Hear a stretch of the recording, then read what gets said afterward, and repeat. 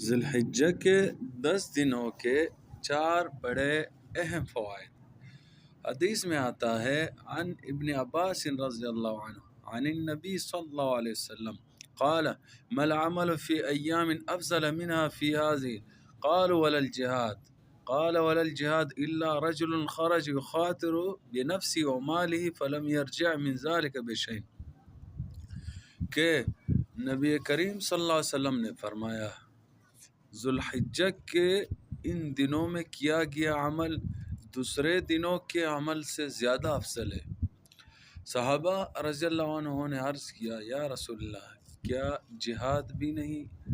آپ صلی اللہ علیہ وسلم نے فرمایا جہاد بھی نہیں سوائے اس شخص کے جو اپنی جان اور مال لے کر نکلا اور کچھ بھی واپس نہ لایا۔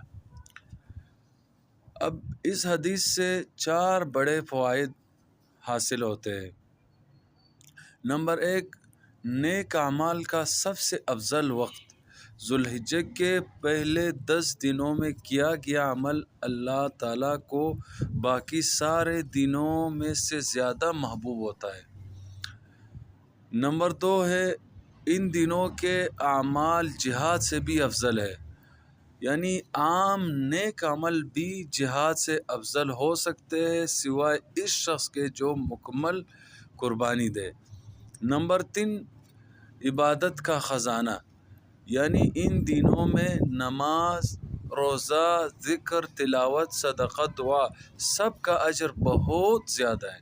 نمبر 4 جو سب سے اعلیٰ اور بہترین فائدہ ہے کہ عرفہ کا روزہ، یعنی عرفہ کے دن کا روزہ 9 ذی الحجہ کا روزہ 2 سال کے گناہوں کا کفارہ بنتا ہے، ایک پچھلے سال کا اور ایک اگلے سال کا۔